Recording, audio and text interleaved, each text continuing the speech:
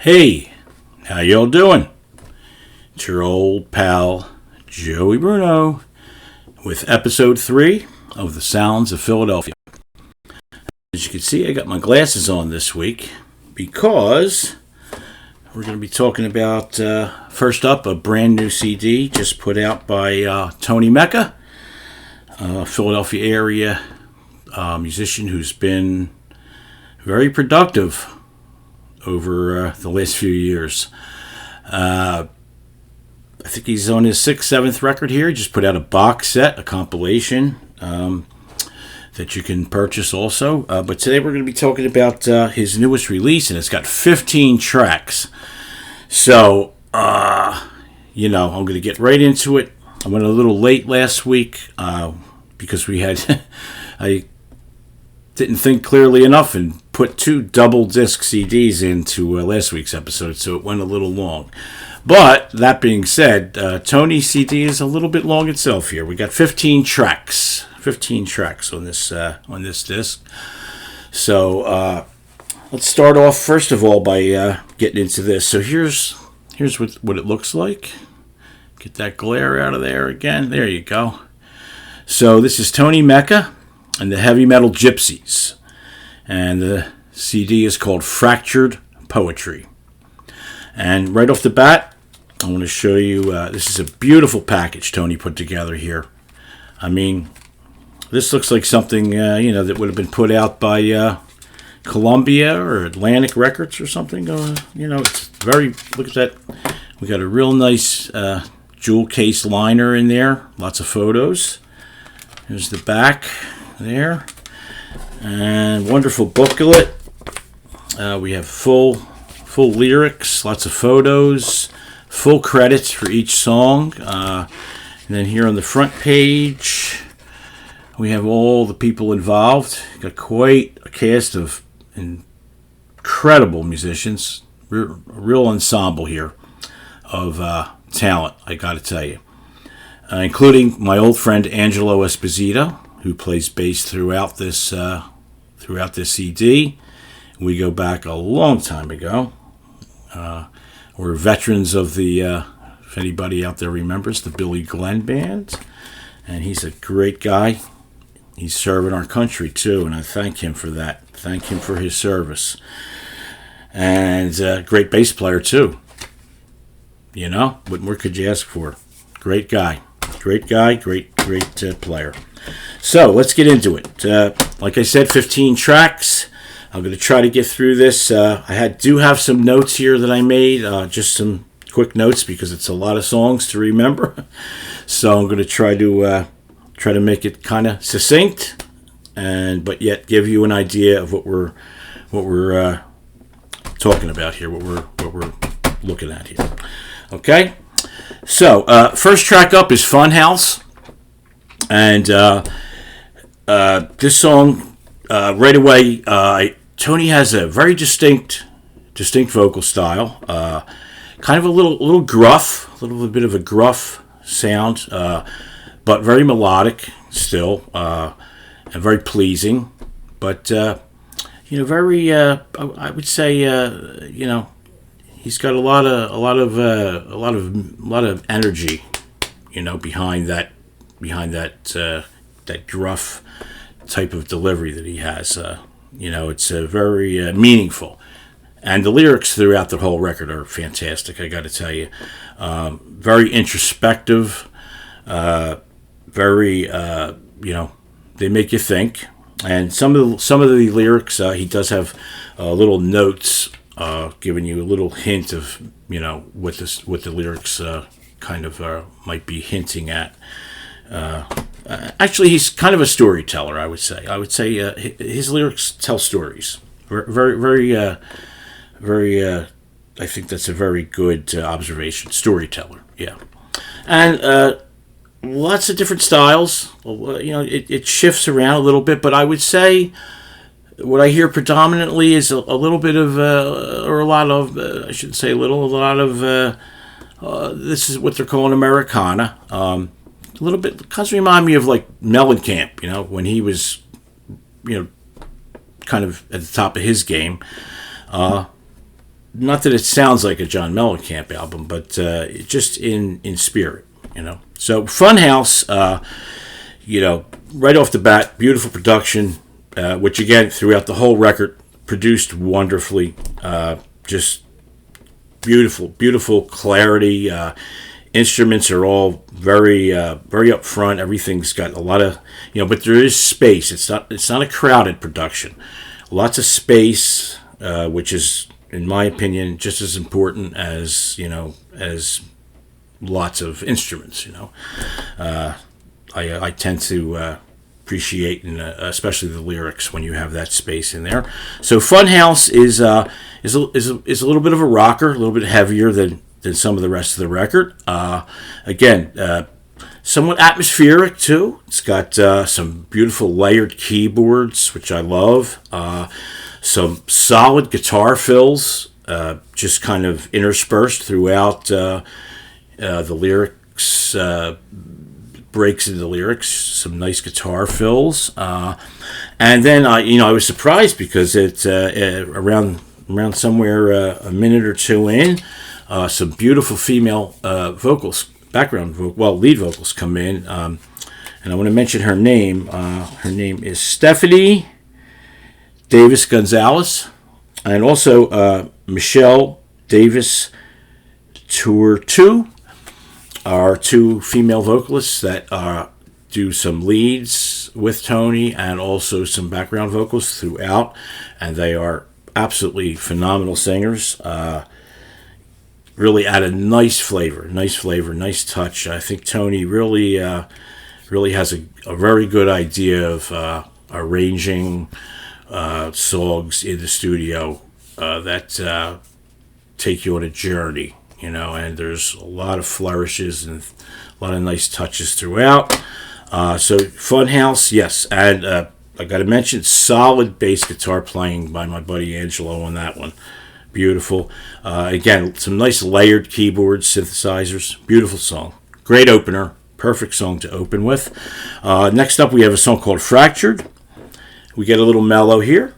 A little bit of a mellow vibe going on. Basically, it's got a lot of lush acoustic guitars, layered kind of a thing going on there.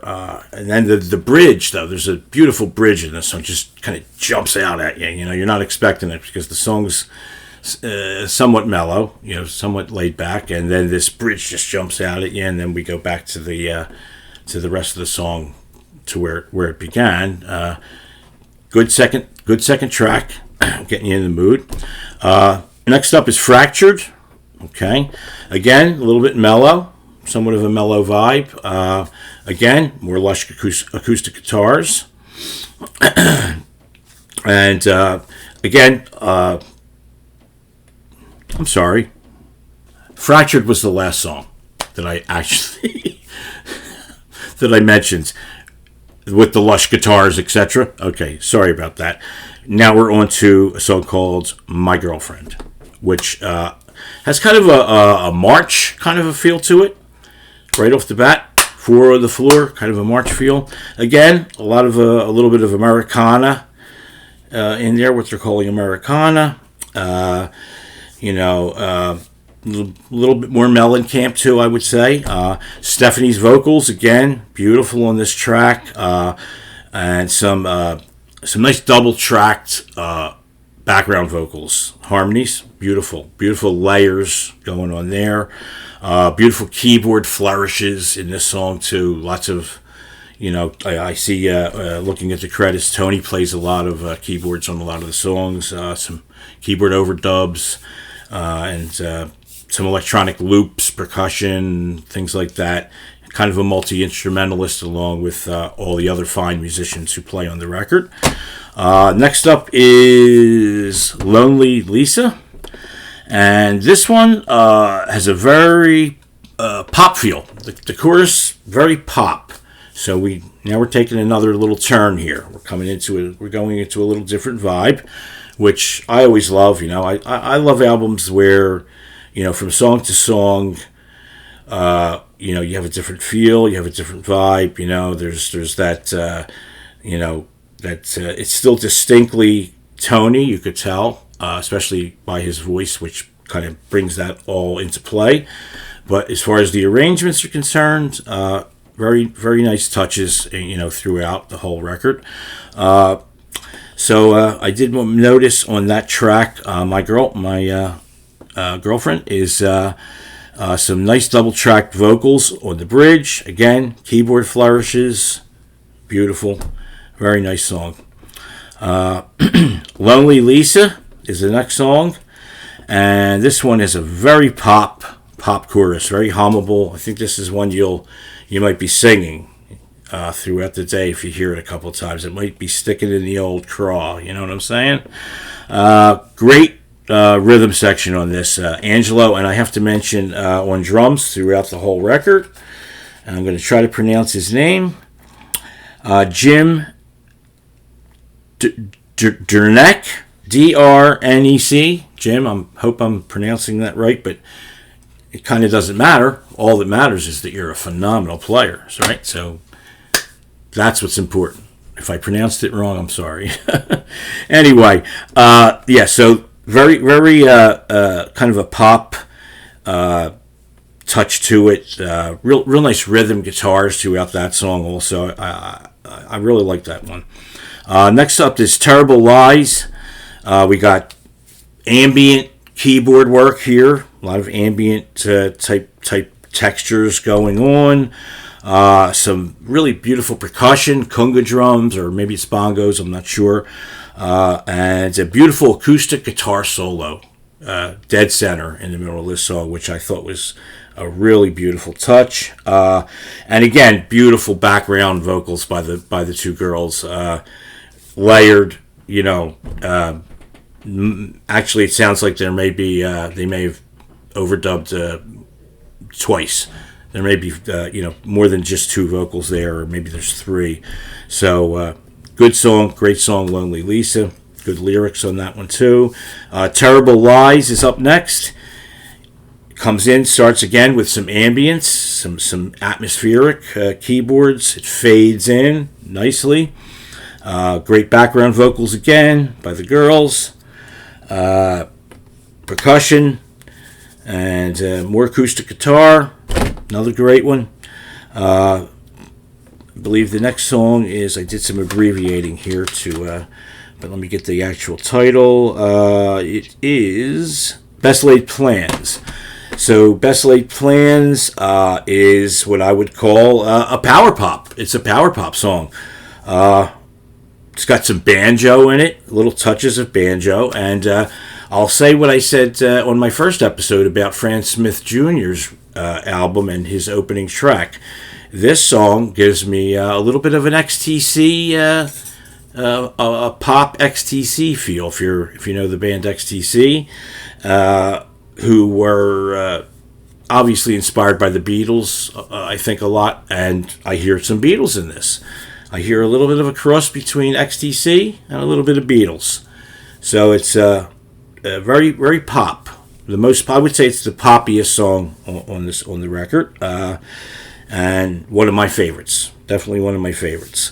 Next track, moving right along, we have No One Ever Gets What They Want. It's a long title. No one ever gets what they want. Lots of chiming guitars. Maybe it's a 12-string guitar I'm hearing in there. Beautiful electric guitar fills throughout this song. And I believe there's a couple of extra guitar players that take care of some of the solos. I believe Tony plays most of the guitars, maybe the rhythm guitars, but I believe the leads are played by a trio of various guitar players, and I don't really have time to go into every single name. Sorry, guys, but just let it be known you're all fine players, if that matters to you. Okay, so yeah, that's great one there. Next song is No One. Chiming guitars, great fills, back to Americana a little bit of that Mellencamp feel. Then we have, I believe this next track is one of my favorites. I remember thinking this is one of my favorites. God in My Town. God in My Town is what it's called. And this one is very good lyrics in this one. The singing is phenomenal on this one. Tony really gives it to you from here. You could tell he's singing from the heart. And lyrically, again, throughout the record, these are stories. These are stories that you can relate to on many levels, depending on the topic of the particular lyrics in a particular song. And I really liked that song a lot. And I love the title. Even I knew when I saw the title I was going to like the song, right? So then we get into the next track is let me check my CD. Oh yes, this one. This one's great. Fall, Fade, Forget. And I even wrote here in my notes, it is absolutely my favorite track on the record. Great guitar soundscapes. We have soundscapes going on, atmospheric. Beautiful guitar solo, actually, in this one. A lot of textured guitars going on. Layers of guitars.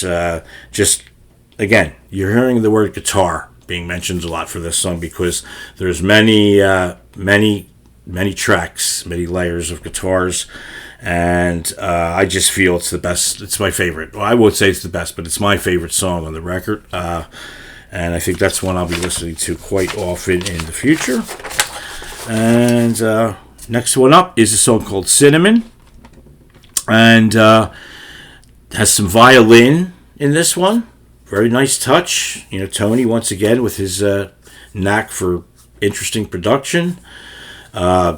Beautiful song. And Tony does make mention in the underneath the lyrics in the booklet here. It concerns the opioid crisis, this particular song, and I think he's using cinnamon as a metaphor. And if I could read you maybe just a little bit of the lyrics here, and you'll maybe get an idea what I'm talking about. I love the way he puts it. Cinnamon, cinnamon, you calm the nervous wind in me. You give me strength. Oh, you give me strength. And when you go, a pain you'll never know. I feel so unloved and alone. And I can relate. Being an ex-abuser, let's just say, of a long time, of dangerous drugs, I can relate, and this song really touched me right here. Great work, Tony. And I love the metaphor, the way you didn't really just have to come out and say it, but we get it. We get where you're coming from, my buddy, my friend. Let me tell you, I felt it. Anyway, let's move on. Back in Time, next song. Guitar solo in this one. Fabulous, tasty guitar solo. Very memorable chorus. Love the chorus. Again, lush keyboards and just another tasty song. Beautiful song. Next up is Truth, or is it Fiction? Truth or Fiction? Let's double check on that. But Truth or Fiction. Truth or Fiction. We go back now. We're atmospheric again. And I love in this. There's some whammy bar guitar arrangements going on here within this song. I love there's this kind of whammy bar stop that pops in about 3 or 4 times. Gives the song a very nice different feel from the rest of the record. Again, Stephanie sings on this, I believe. Great background lead vocal. She takes the lead vocal for a while on it. Atmospheric, and my buddy, get his name again here. Sorry, Jim on drums. This one, thunderous drums on this track. I think they let him go a little loose. Let him loose on this one because the drums are really punchy and some great drum fills and some pounding rhythms, man. Beautiful drum work on that by Jim. And we're coming in towards the end here. Where were we? Truth or... yeah. So we got... Truth or Fiction? Okay, Dark Side of Love is the next track. Again, this is a kind of a very acoustic, probably the most acoustic-oriented track on the record.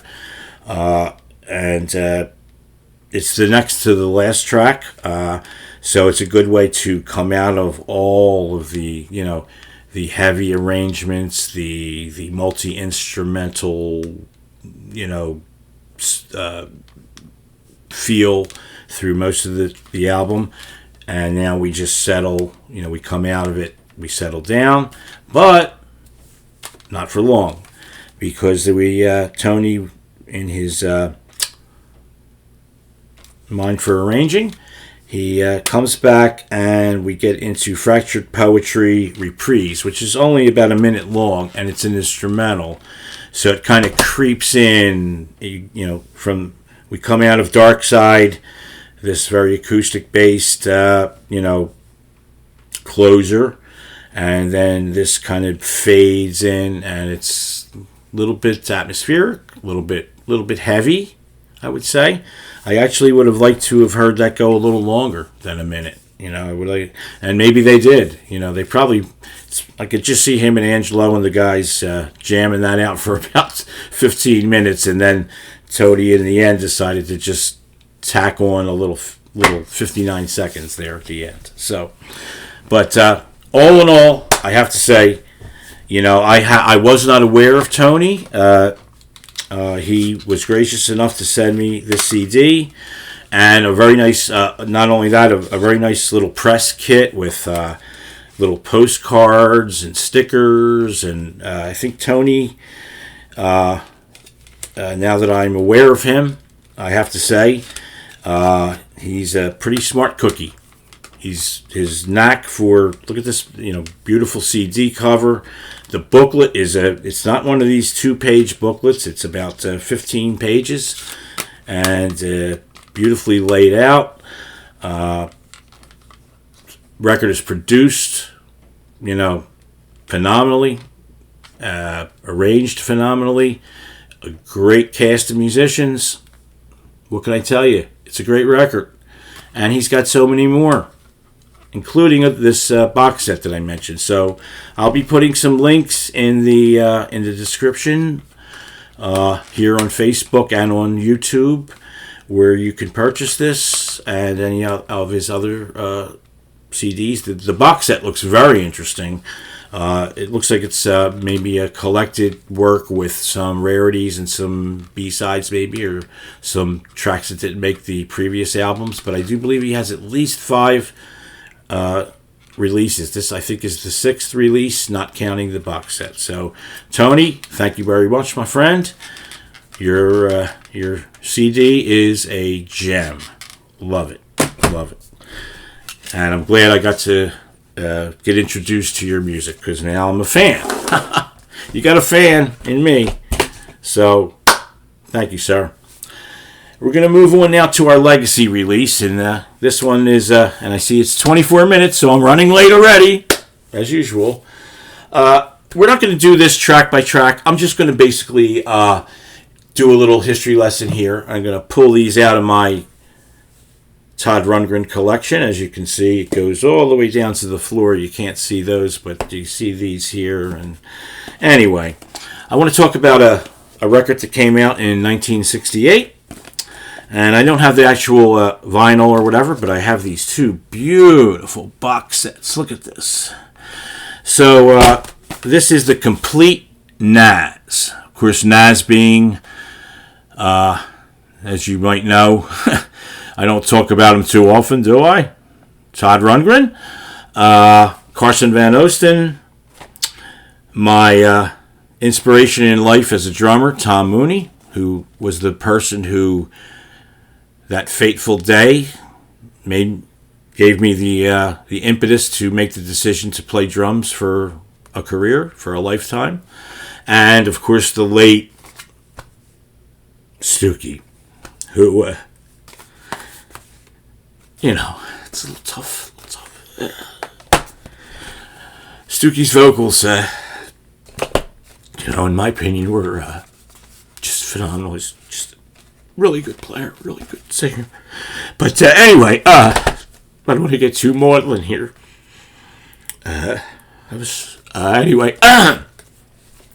So anyway, Nazz Nazz is the record we're talking about.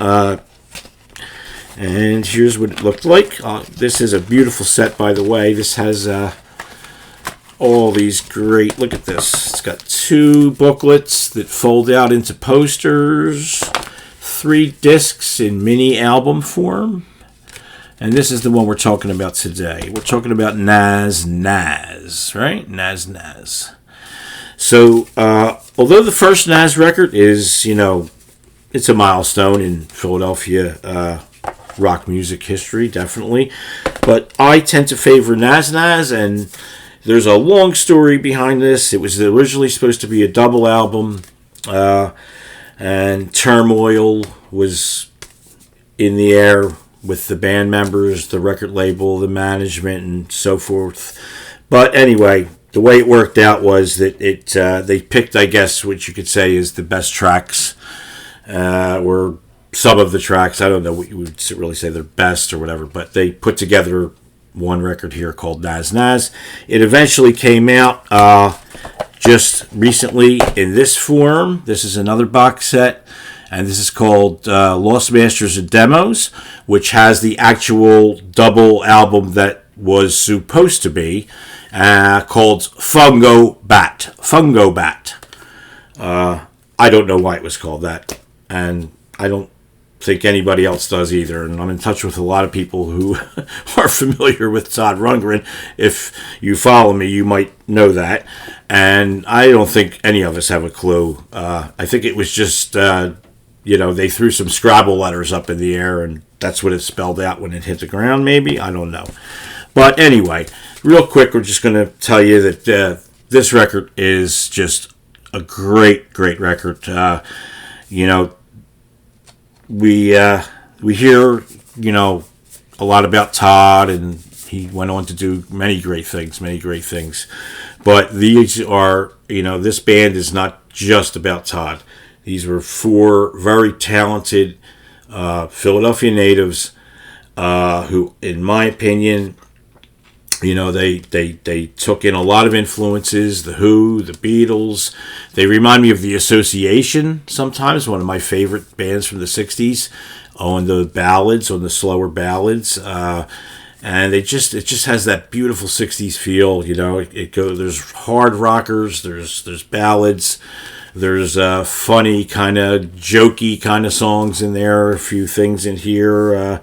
One in particular called Meridian Leeward. I won't go into it, but it's about policemen and whatever. But anyway, Hang On Paul, great song. The opener, Forget All About It, just great opening track.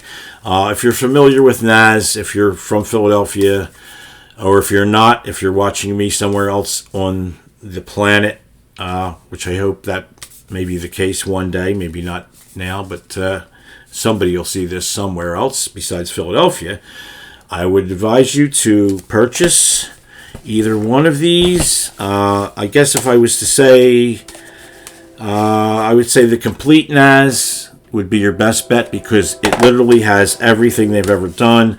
And there's other stuff too. I mean, I have these here. There's been so many re-releases. So this is called 13th and Pine.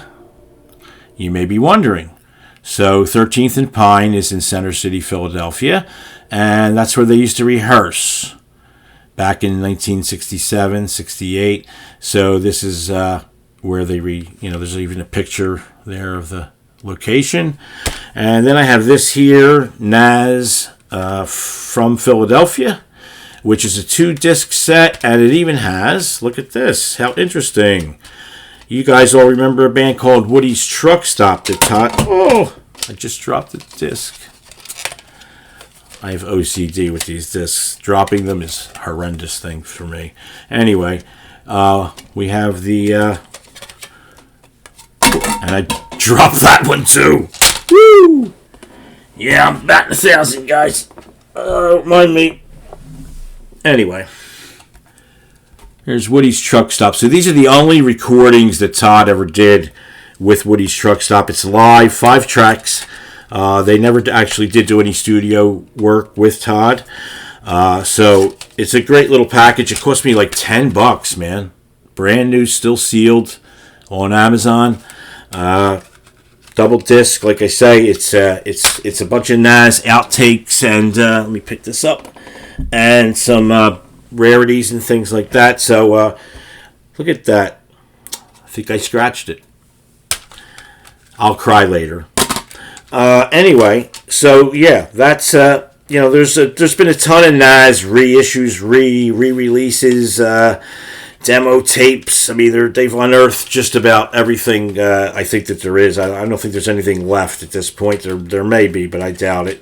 That complete Nazz box that I just spoke about is basically, it's the actual all 3 albums, but then like 13 tracks on this one with another 13 bonus tracks. They all have like 13, 14 bonus tracks besides the original album. So with this one, as you can see here, look at that all the tracks there. They're all down here. Here's the 3 albums. So each one has, between the 3 discs, there's close to about 60 songs on here. And very reasonably priced. I got it for like $29. So, if you're a fan of Todd, fan of Nazz, and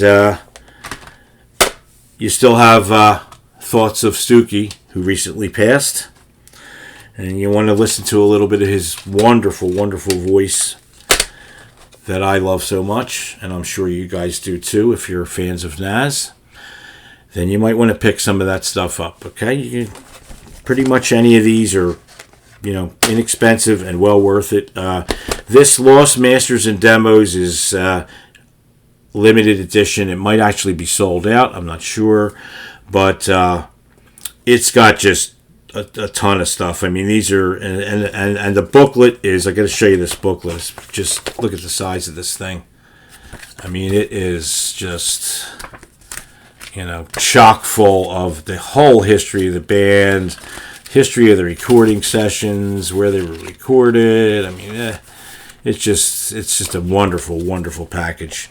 And I was lucky enough to acquire one before it sold out. But I think you could still get it. You could probably find it, a few copies around. And it's, again, that was about $30, $35, $40, something like that. Again, inexpensive.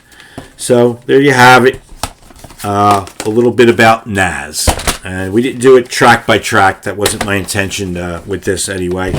Sometimes when we do these legacy recordings, it won't be a track by track kind of situation. It'll be more of me reminiscing and maybe telling you some stories or filling you in on some background information, or just fawning over them, which I tend to do over so many bands. It's like, I just love music and I can't stop talking about it 24/7.